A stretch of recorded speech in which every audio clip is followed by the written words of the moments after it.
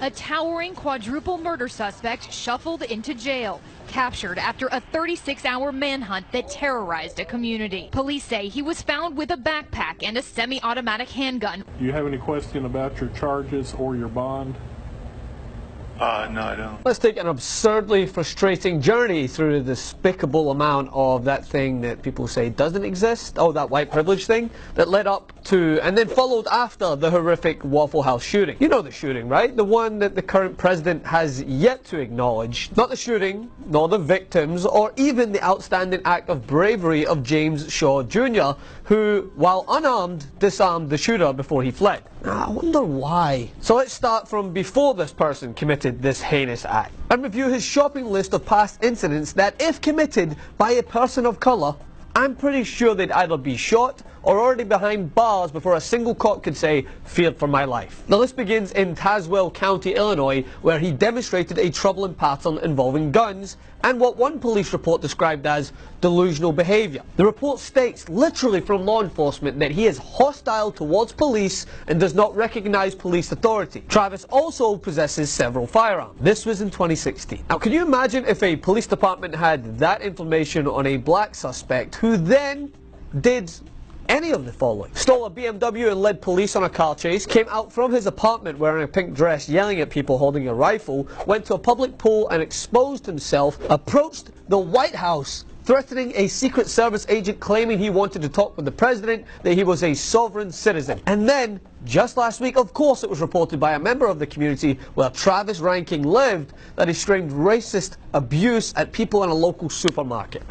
Any of them. Just take any of them. Take your pick. Replace his skin colour and ask yourself, does this man get the opportunity to storm into a Waffle House at 3 a.m. and kill people? I mean, Jesus, people, cops are being called on black people playing golf, sitting at Starbucks. Hell, even black cops are getting cops called on them for doing their job. I think even the white privilege deniers would have a wee problem justifying that one. But of course, it only gets worse. Not only was this man neither arrested nor given the mental help he clearly needed, law enforcement thought it reasonable to return the weapons they confiscated from Travis Reinking, leaving them in the possession of his father. So again, let's review it all. We have a long history of troubling behaviour, of which his family or those within his community didn't seem bothered enough to report thoroughly or follow through on, because of course, as family friends said, he didn't seem like a violent person.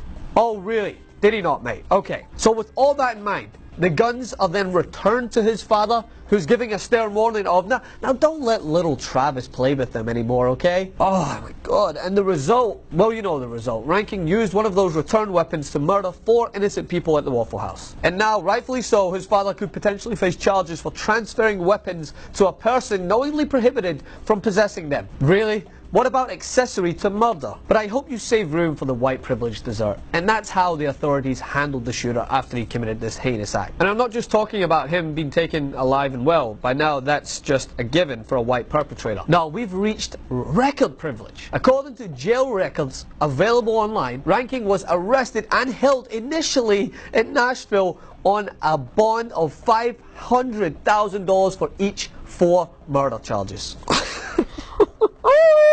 Now, this is not from The Onion. This is actually true. This man murdered 4 people with an AR-15, shot others, was previously arrested at the White House, had a history of criminal activity, and yet he initially got bond. Now, it was a decision that was eventually overturned only after public outrage. But after all this, I do want to end on a different note. I'm not suggesting that brutal force should have been used on this man. I mean, the way police treated Eric Gardner or Terence Crutcher or Stephon Clark.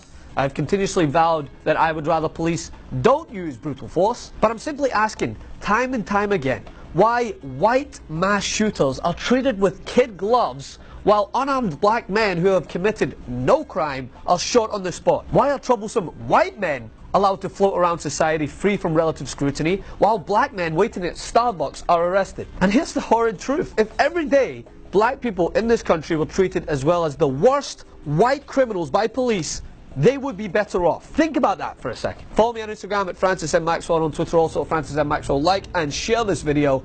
Continue to resist.